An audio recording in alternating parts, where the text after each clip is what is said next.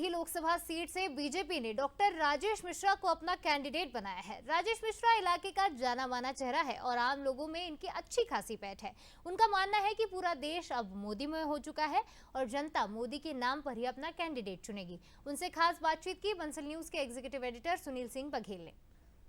इस वक्त हम सीधी लोकसभा सीट पर हैं और नाम भले ही सीधी हो, लेकिन ना तो यहाँ पहुँचने का कोई रास्ता सीधा है और ना यहाँ की राजनीति सीधी है।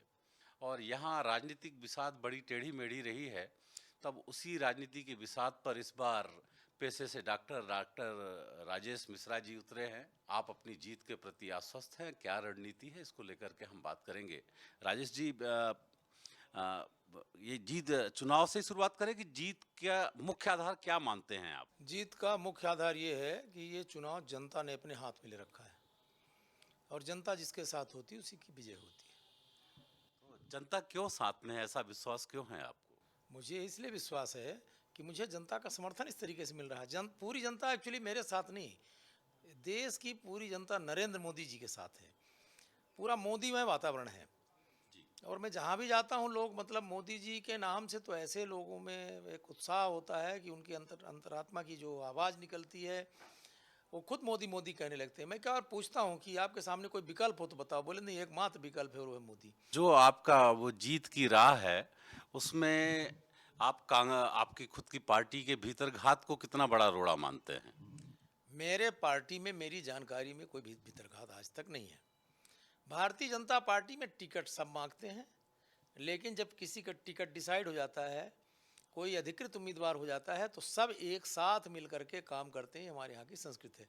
मेरे देखने में अभी तक कोई भी एक भी ऐसा मुझे उदाहरण नहीं मिला है जो भीतरघात का हो। कांग्रेस में जो जिस तरह से जय सिंह उर्फ राहुल भैया और कमलेश्वर पटेल साथ में आए हैं और जिस तरह से कांग्रेस एकजुट होकर के सामने आ रही है, तो उसको आप कितनी बड़ी चुनौती मानते हैं? वो अपना काम करते हैं, अपना काम करते हैं। वहाँ कौन, मैं एक्चुअली क्या है, मेरा अलग विचार है। उनके साथ कौन जुड़ रहा है, वो है ही है एक ही पार्टी के, तो उनको अलग, हम उनको भी अलग नहीं मानते हैं। भाई उनके ऊपर तो अनुशासन नहीं होगा और दोनों हमेशा ही साथ रहे हैं, कोई ऐसा थोड़ी है। अब अंदर अंदर जो होगा वो मुझे नहीं मालूम है, लेकिन मुझे ऐसा लगता है उनको भी साथ में रहना चाहिए। मेरी सीख भी है, किसी भी राजनीतिक दल में काम करने वाले आदमी की निष्ठा होना चाहिए, जो बोले वही करे। वो भी ठीक कर रहे हैं, हम भी ठीक कर रहे हैं।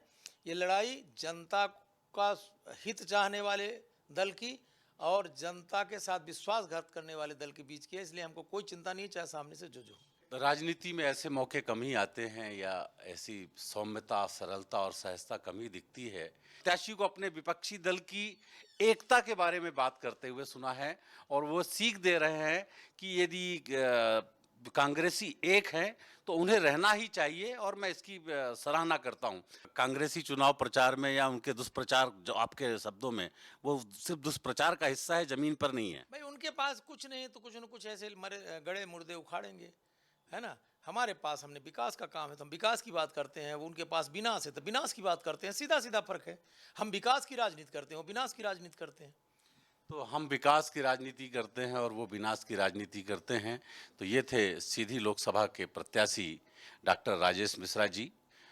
बंसल न्यूज़ के लिए कैमरामैन अश्विनी गौर और साथी स्तुति मिश्रा के साथ सुनील सिंह बघेल।